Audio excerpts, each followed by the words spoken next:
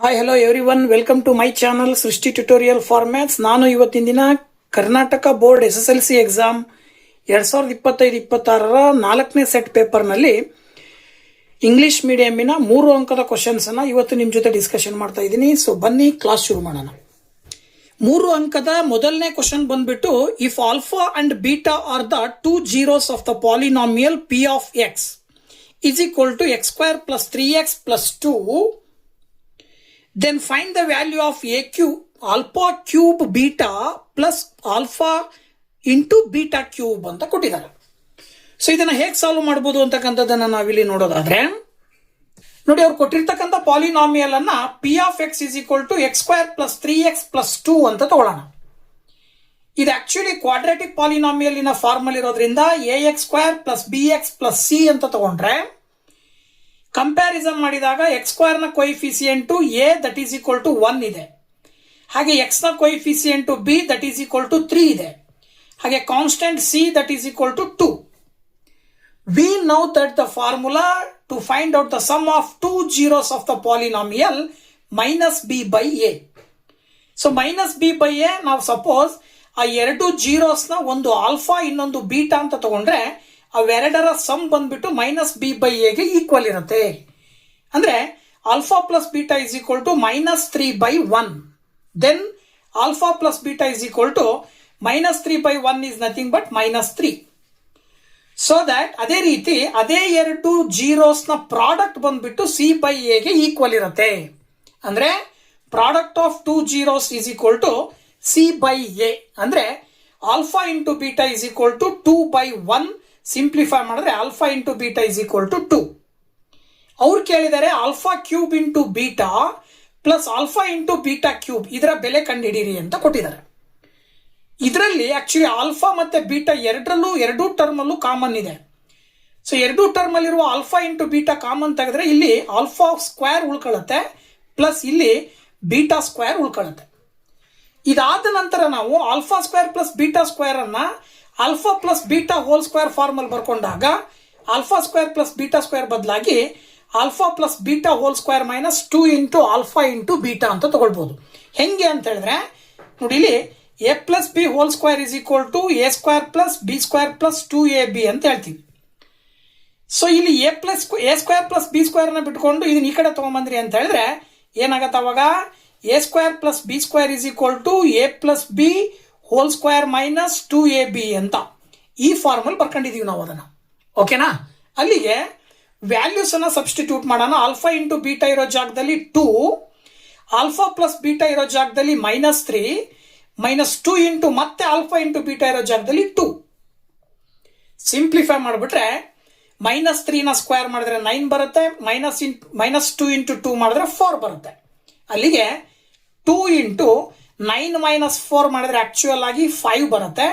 Then 2 5s are 10. This is the answer. ಏನು, alpha cube beta plus alpha into beta cube ನ value ಬಂದ್ಬಿಟ್ಟು 10 ಬರ್ತದೆ ಅಂತ ಹೇಳಿ ನಾವು ಸುಲಭವಾಗಿ ಹೇಳಬಹುದು. ನೆಕ್ಸ್ಟ್ 26th ಕ್ವಶನ್ ಏನ್ ಹೇಳುತ್ತೆ, 2 line segments AB and CD intersect each other at point O. AC and DB are joined such that AC is parallel to DB. Prove that AO by AC is equal to BO by BD ಅಂತ ಕೊಟ್ಟಿದ್ದಾರೆ. So ಇದನ್ನ ಹೇಗೆ prove ಮಾಡಬಹುದು ಅಂತಕ್ಕಂಥದ್ದನ್ನ ನೋಡೋದಾದ್ರೆ, ನೋಡಿ ಅವ್ರು ಹೇಳುವ ಪ್ರಕಾರ ಡಯಾಗ್ರಾಮ್ ಅಲ್ಲಿ AC ಮತ್ತೆ BD ಎರಡು ಪ್ಯಾರಲಲ್ ಆಗಿದೆ. ಹಾಗೇನೆ ಸಿ ಇಂದ ಡಿ ಜಾಯಿನ್ ಮಾಡಿದ್ದಾರೆ, ಎ ಇಂದ ಬಿ ಜಾಯಿನ್ ಮಾಡಿದ್ದಾರೆ, ಅವೆರಡು O ಅನ್ನೋ ಪಾಯಿಂಟ್ ಅಲ್ಲಿ ಇಂಟರ್ಸೆಕ್ಟ್ ಆಗಿದಾವೆ. ಹಾಗಿದ್ಮೇಲೆ ನೀವು ಪ್ರೂವ್ ಮಾಡ್ರಿ AO by AC is equal to BO by BD ಅಂತ ಪ್ರೂವ್ ಮಾಡ್ರಿ ಅಂತ ಕೊಟ್ಟಿದ್ದಾರೆ.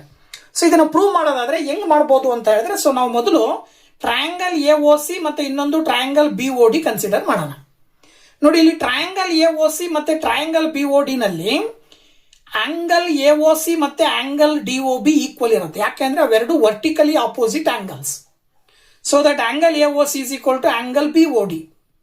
ಹಾಗೇನೆ ಆಂಗಲ್ OAC, ನೋಡಿ OAC is equal to angle OBD. ಈ angle equal. Alternate interior angles ಎರಡು ಈಕ್ವಲ್ ಅಂತ ನಾವು ಹೇಳ್ತೀವಿ. ಹಾಗೆ ಮತ್ತೇನು ಗಿವನ್ ಕೊಟ್ಟಿದ್ದಾರೆ ಅವರು, ಎ ಸಿ ಮತ್ತೆ ಬಿ ಡಿ ಎರಡು ಪ್ಯಾರಲಲ್ ಅಂತ ಕೊಟ್ಟಿದ್ದಾರೆ. ಸೊ ಎ ಸಿ ಮತ್ತೆ ಬಿ ಡಿ ಪ್ಯಾರಲಲ್ ಆಗಿದೆ ಅಂತ ಅಂದ್ರೆ, ಈ ಎರಡು ಆಂಗಲ್ಸ್ ನ ಆಧಾರದ ಮೇಲೆ ಪ್ಯಾರಲಲ್ ಆಗಿದೆ ಅಂತ ಹೇಳಿದ್ರೆ ಅದರ ಅರ್ಥ ನಾವೇನ್ ಹೇಳ್ಬೋದು, ಒ ಸಿ ಎ ಈ ಆಂಗಲ್ಲು ಇದರ ಆಲ್ಟರ್ನೇಟ್ ಇಂಟೀರಿಯರ್ ಆಂಗಲ್ ಯಾವ್ದಾಗತ್ತೆ, ಒ ಡಿ ಬಿ ಆಗತ್ತೆ. ಈ angle also equal. So that all three corresponding angles are equal and also AD is parallel to DB, so that triangle AOC is similar to triangle BOD ಅಂತ ಹೇಳ್ಬೋದು.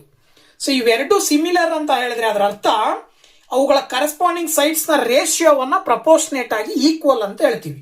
ಅಲ್ಲಿಗೆ ಎಒಗೆ corresponding side ಯಾವ್ದಾಗತ್ತೆ, BO ಆಗತ್ತೆ.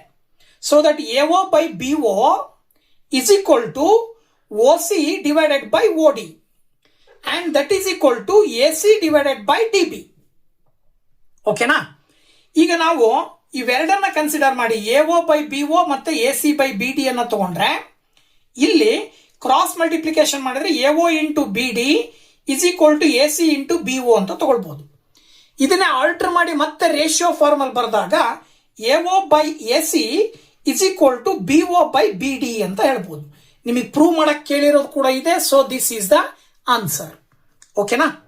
Next 27th question ಬಂದ್ಬಿಟ್ಟು prove that ಅಂತ ಕೊಟ್ಟಿದ್ದಾರೆ. Theorem ಏನ್ ಹೇಳುತ್ತೆ, the tangent at any point of a circle is perpendicular to the radius through the point of contact ಅಂತ ಹೇಳುತ್ತೆ. ವೆರಿ ಸಿಂಪಲ್ ಆಗಿರ್ತಕ್ಕಂಥದ್ದು. ಸೊ ಇದನ್ನ ಹೇಗೆ ಪ್ರೂವ್ ಮಾಡೋದು ಅನ್ನೋದನ್ನ ನೋಡೋದಾದ್ರೆ ನೋಡಿ, ಓ ಸೆಂಟರ್ ಅನ್ನ ಹೊಂದಿರುವಂತ ಒಂದು ಸರ್ಕಲ್ಗೆ XY ಅಂತಕ್ಕಂಥ ಒಂದು ಟ್ಯಾಂಜೆಂಟ್ ಅನ್ನ ಹಾಕಿದೀವಿ ಅಂತ ಅಂದ್ರೆ ಆ ಟ್ಯಾಂಜೆಂಟು OP ಅನ್ನುವಂತ ರೇಡಿಯಸ್ ಗೆ ಪರ್ಪೆಂಡಿಕ್ಯುಲರ್ ಆಗಿದೆ ಅಂತ ಪ್ರೂವ್ ಮಾಡ್ರಿ ಅಂತ ಕೊಟ್ಟಿದ್ದಾರೆ. ಸೊ ಇದನ್ನ ನಾವು ಡಾಟಾ ರೀತಿನಲ್ಲಿ ತಗೊಳ್ತೀವಿ. ಏನು, O is the centre of circle, XY is a tangent at a point P on the circle. P point ನ ಮೇಲೆ ಮೀಟ್ ಆಗಿದೆ ಅಂತ ಅರ್ಥ. ನೀವು ಪ್ರೂವ್ ಮಾಡಬೇಕಾಗಿರೋದು simply OP is perpendicular to XY ಅಂತ ಪ್ರೂವ್ ಮಾಡಬೇಕು. ಸೊ ಇದನ್ನ ಪ್ರೂವ್ ಮಾಡಬೇಕಂದ್ರೆ ಜಸ್ಟ್ ನೀವು ಕನ್ಸ್ಟ್ರಕ್ಷನ್ ಮಾಡ್ಕೋಬೇಕು. ಏನಪ್ಪಾ ಅಂತ ಹೇಳಿದ್ರೆ, XY ನ ಮೇಲೆ ಸರ್ಕಲ್ ನ ಹೊರಭಾಗದಲ್ಲಿ ಒಂದು ಪಾಯಿಂಟ್ Q ಅನ್ನ ಮಾರ್ಕ್ ಮಾಡಬೇಕು. ಆ ಕ್ಯೂಗೆ ಸೆಂಟರ್ O ದಿಂದ ಲೈನ್ ಜಾಯಿನ್ ಮಾಡಬೇಕು. ಸೊ ದಟ್ ಈಸ್ OQ ಅಂತ ಹೇಳ್ತೀವಿ. ಸೊ ಇದನ್ನ ಪ್ರೂವ್ ಮಾಡಬೇಕಂದ್ರೆ ಸಿಂಪ್ಲಿ ಇಲ್ಲಿ ಒಂದೇ ಒಂದು ಪಾಯಿಂಟ್ ಏನಪ್ಪಾ ಅಂತ ಹೇಳಿದ್ರೆ, ಈಗ ನೀವು ಓದಿಂದ ಎಳೆದಂತ ಎರಡು ರೇಖೆಗಳನ್ನ ನೋಡಿದ್ರೆ OP ಮತ್ತೆ OQ ಅನ್ನ ಅಬ್ಸರ್ವ್ ಮಾಡಿದ್ರೆ OP ಆಕ್ಚುಲಿ ಸರ್ಕಲ್ ನ ಒಳಗಡೆನೆ ಬರುವಂತ ಒಂದು ರೇಡಿಯಸ್. ಅದೇ OQ ಏನಾಗಿದೆ, Q ಅನ್ನೋ ಪಾಯಿಂಟ್ ಸರ್ಕಲ್ ನಿಂದ ಹೊರ ಭಾಗದಲ್ಲಿದೆ. ಅದ್ರ ಜೊತೆಗೆ ಆ ಹೊರ ಭಾಗದಲ್ಲಿ ಇರೋದ್ರ ಜೊತೆಗೆ OP ಗಿಂತ ಲೆಂತ್ ಅಲ್ಲಿ ದೊಡ್ಡದಾಗಿ ಕಾಣಿಸ್ತಾ ಇದೆ. ಅಂದ್ರೆ ನಿಮಗೆ ಯಾವುದು ಸರ್ಕಲ್ ನಲ್ಲಿ ಎಳೆದಂತ ಎರಡು ರೇಖೆಗಳಲ್ಲಿ ಒಂದು ಸರ್ಕಲ್ ನಿಂದ ಹೊರಗಡೆ ಬರ್ತಾ ಇದೆಯೋ ಅದು ಲಾರ್ಜರ್ ಆಗಿದೆಯೋ, ಇನ್ನೊಂದು ರೇಖೆ ಶಾರ್ಟರ್ ಆಗಿದೆಯೋ ಆ ಶಾರ್ಟರ್ ಸೈಡ್ ಏನಾಗಿರುತ್ತೆ, 90 ಡಿಗ್ರಿ ಆಂಗಲ್ ಅನ್ನ ಹೊಂದಿರುತ್ತೆ ಅಂತ ಅರ್ಥ. ಇದರ ಆಧಾರದ ಮೇಲೆ ನೋಡಿ, ಇಲ್ಲಿ Q is outside of the circle. The distance from the centre O to the Q which is OQ must be greater than the radius of the circle. So that OQ is greater than OP. So OP is the shortest distance from the center O. So the shortest distance from a point to a line XY is the perpendicular distance ಅಂತ ಹೇಳ್ತೀವಿ. So that OP is perpendicular to XY ಅಂತ ಹೇಳಿ ನಾವು ಸುಲಭವಾಗಿ ಹೇಳ್ಬೋದಾಗತ್ತೆ. ಇದಕ್ಕೆ answer. ಓಕೆನಾ? Next 28th question trigonometric ಸಂಬಂಧಪಟ್ಟಿದ್ದು. Prove that sin A plus cosecant A whole square plus cos A plus secant A whole square that is equal to 7 plus tan square A plus cot square A ಅಂತ ಕೇಳಿದ್ದಾರೆ. So ಇದನ್ನ ಹೇಗೆ prove ಮಾಡಬಹುದು ಅಂತಕ್ಕಂಥದ್ದನ್ನ ನಾವಿಲ್ಲಿ ನೋಡೋದಾದ್ರೆ ನೋಡಿ, ಮೊದಲು LHS ಏನ್ ಕೊಟ್ಟಿದ್ದಾರೆ ಅದನ್ನ ಬರ್ಕೊಂತೀರಾ. sin A plus cosecant A whole square plus cos A plus secant A whole square ಅಂತ ಬರ್ಕೊಂತೀರಾ. ಇದಾದ ನಂತರ ಇದು actually A plus B whole square form ಅಲ್ಲಿ ಇದೆ. ಸೊ ದಟ್ ಎರಡು A plus B whole square form ಅಲ್ಲಿ ಇರೋದ್ರಿಂದ A square plus B square plus 2AB form ಅಲ್ಲಿ ಬರೀತೀರಾ. ಅಲ್ಲಿಗೆ sin square A plus cosecant square A plus 2 sin A into cosecant A ಆಗುತ್ತೆ. ಇದ್ರದ್ದು ಬಂದ್ಬಿಟ್ಟು cos square A plus secant square A plus 2 cos A into secant A ಆಗುತ್ತೆ. ಅಲ್ಲಿಗೆ ಇಲ್ಲಿ ನೋಡಿ, sin ಸ್ಕ್ವೇರ್ A ಮತ್ತೆ ಕಾಸ್ ಸ್ಕ್ವೇರ್ A ಒಂದ್ ಕಡೆ ಬರ್ಕೊಳ್ರಿ.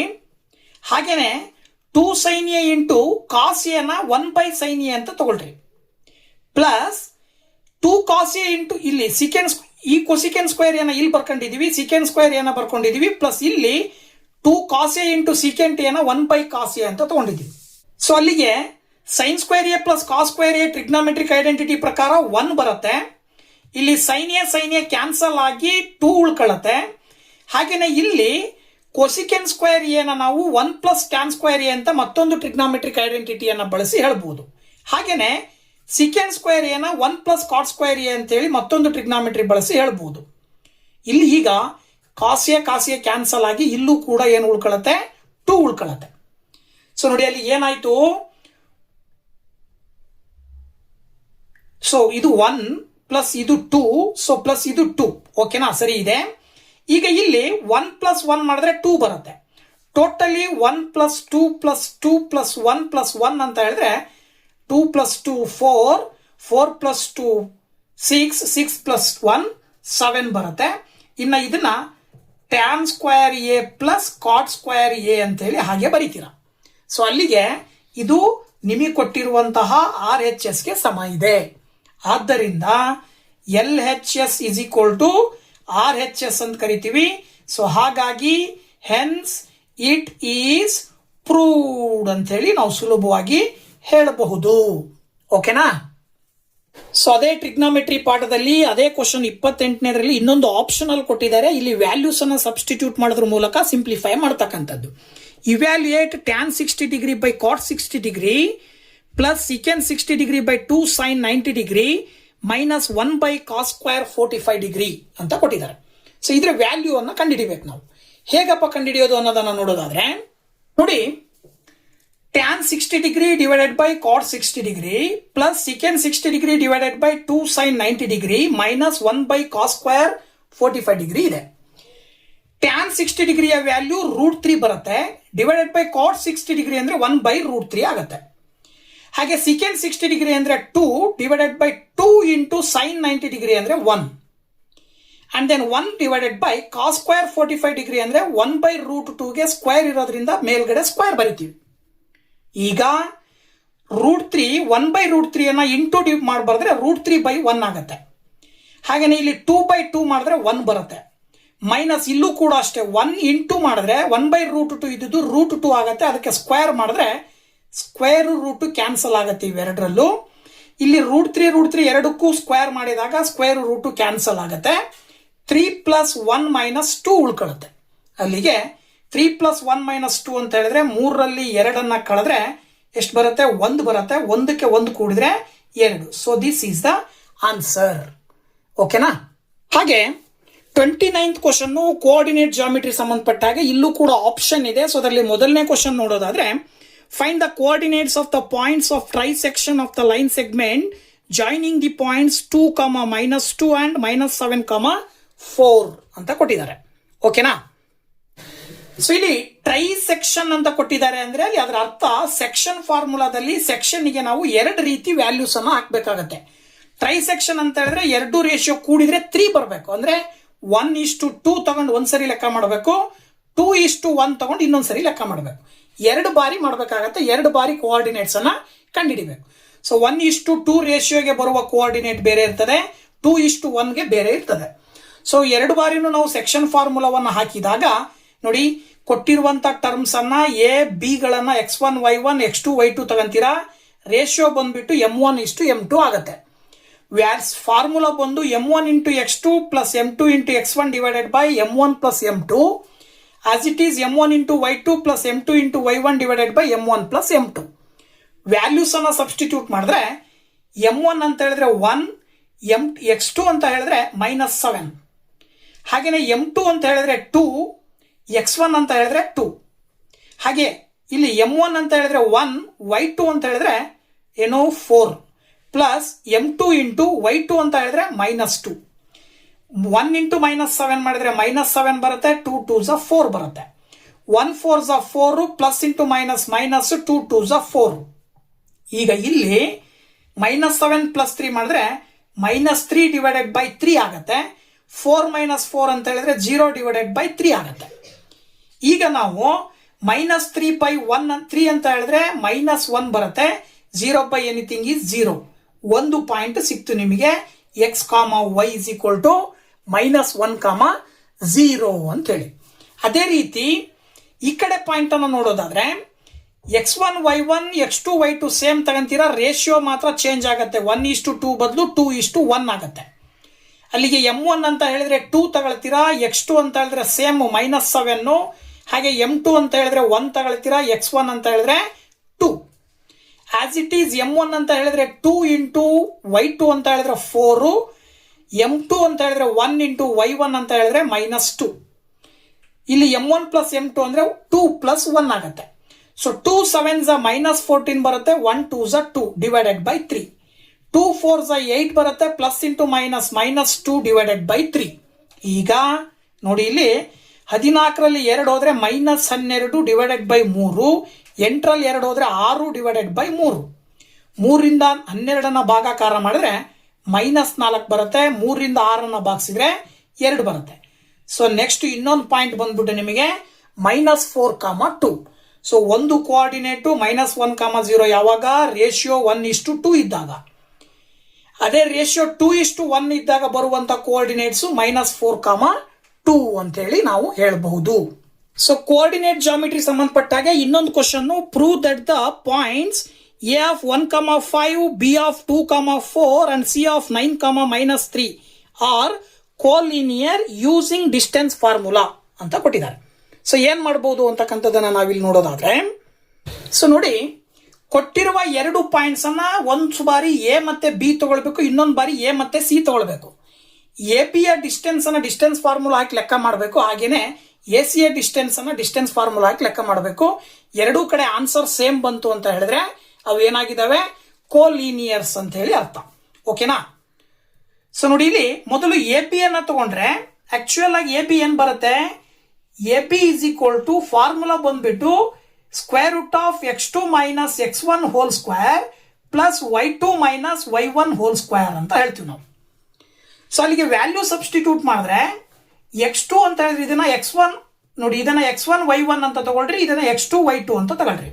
ಅವಾಗ 2 minus 1 hole square plus 4 minus 5 whole square ಆಗುತ್ತೆ. ಅಲ್ಲಿಗೆ 2 ಮೈನಸ್ 1 ಅಂತ ಹೇಳಿದ್ರೆ 1 ಸ್ಕ್ವೇರ್ ಬರುತ್ತೆ. 4 ಮೈನಸ್ 5 ಅಂತ ಹೇಳಿದ್ರೆ ಅಲ್ಲೂ ಕೂಡ -1 ಅನ್ನ ಸ್ಕ್ವೇರ್ ಮಾಡಿದ್ರೆ 1 ಬರುತ್ತೆ. ಅಲ್ಲಿಗೆ 1 ಪ್ಲಸ್ 1 ಏನ್ ಬಂತು, √2 ಬಂತು. So this is the A B. Okay, ಅದೇ ರೀತಿ ಎ ಸಿ ಯನ್ನ x1 y1 ತಗೊಳ್ರಿ, ಇದನ್ನ x2 y2 ತಗೊಳ್ರಿ. ಇದಕ್ಕೆ ಎ ಸಿಗೂ ಕೂಡ ಡಿಸ್ಟೆನ್ಸ್ ಫಾರ್ಮುಲಾ ಹಾಕಿದ್ರೆ A C is equal to square root of x2 minus x1 whole square plus y2 minus y1 whole square ಅಂತ ತಗೊಳ್ತೀರಾ. ಆಗ ನೋಡಿ ಇಲ್ಲಿ x2 ಅಂತ ಹೇಳಿದ್ರೆ ಏನು 9, x1 ಅಂತ ಹೇಳಿದ್ರೆ ಏನು 1, y2 ಅಂತ ಹೇಳಿದ್ರೆ ಏನು -3, y1 ಅಂತ ಹೇಳಿದ್ರೆ 5.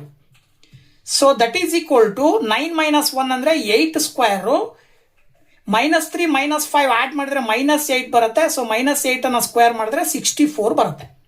ಅಲ್ಲಿಗೆ 8 ಸ್ಕ್ವೇರ್ ಅಂದ್ರೆ 64 ಪ್ಲಸ್ 64, ದೆನ್ 64 ಇಂಟು 2 ಅಂತ ಮಾಡ್ಬೋದು ಇದನ್ನ. ಈಗ 64 ರೂಟ್ ಇಂದ ಹೊರಗಡೆ ಬಂದ್ರೆ 8√2 ಬರುತ್ತೆ. ಏನ್ ಬರುತ್ತೆ, 8√2 ಬರುತ್ತೆ. ಈಗ ಎ ಬಿ ಆಯ್ತು, ಎ ಸಿ ಆಯ್ತು. ಈಗ ನೆಕ್ಸ್ಟ್ ಬಿ ಸಿ ಒಂದು ಕಂಡಿಡ್ಕೊಳ್ರಿ. ಇನ್ನೊಂದು ಯಾವುದು, ಬಿ ಸಿ. ಬಿ ಆಫ್ ಏನ್ ತಗೊಳ್ತೀರಾ, 2, 4 ತಗೊಳ್ತೀರಾ. ಹಾಗೇನೆ ಸಿ ಆಫ್ 9, -3 ತಗೊಳ್ತೀರಾ. ಈಗ ಇದಕ್ಕೂ ಕೂಡ ಡಿಸ್ಟೆನ್ಸ್ ಫಾರ್ಮುಲಾ ಹಾಕಿದ್ರೆ B C is equal to square root of x2 minus x1 whole square plus y2 minus y1 whole square ಮಾಡಿದ್ರೆ ನೋಡಿ ಇಲ್ಲಿ x2 ಅಂತ ಹೇಳಿದ್ರೆ ಏನು, ಇದನ್ನ x2 y2 ತಗೊಳ್ತೀರಾ, ಇದನ್ನ x1 y1 ತಗೊಳ್ತೀರಾ. So 9 - 2 whole square plus -3 - 4 whole square.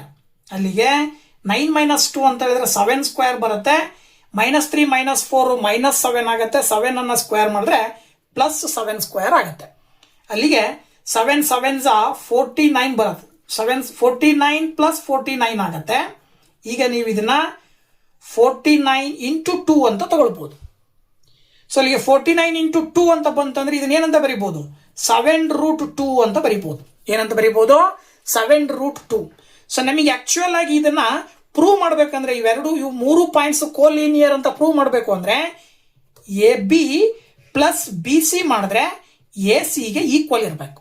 So equal ಇರುತ್ತಾ ಅಂತ ಚೆಕ್ ಮಾಡೋದಾದ್ರೆ AB ಬಂದ್ಬಿಟ್ಟು √2 ಇದೆ, BC ಬಂದ್ಬಿಟ್ಟು 7√2 ಇದೆ, AC ನ ವ್ಯಾಲ್ಯೂ 8√2 ಬರ್ತಾ ಇದೆ.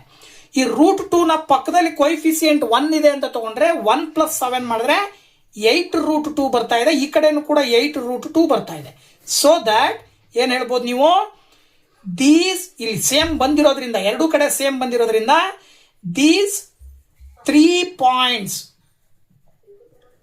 ಪಾಯಿಂಟ್ಸ್ ಆರ್ ಕೋಲಿನಿಯರ್ ಅಂತ ಹೇಳಿ ನಾವು ಸುಲಭವಾಗಿ ಹೇಳಬಹುದು. ಓಕೆನಾ? ಸೊ ಈ ಒಂದು ವಿಡಿಯೋದಲ್ಲಿ 3 ಅಂಕದ 5 ಕ್ವಶನ್ ಅನ್ನ ನಿಮ್ ಜೊತೆ ಡಿಸ್ಕಷನ್ ಮಾಡಿದ್ದೀನಿ. 3 ಅಂಕದ ಮುಂದಿನ ಕ್ವಶನ್ ನೆಕ್ಸ್ಟ್ ವಿಡಿಯೋದಲ್ಲಿ ನಿಮ್ ಜೊತೆ ಹಂಚ್ಕೊಳ್ಳಿಕ್ ಬರ್ತೀನಿ. ಅಲ್ಲಿ ತನಕ ವೇಟ್ ಮಾಡ್ತಾ ಇರಿ ಅಂತ ಹೇಳ್ತಾ thank you very much. Bye bye.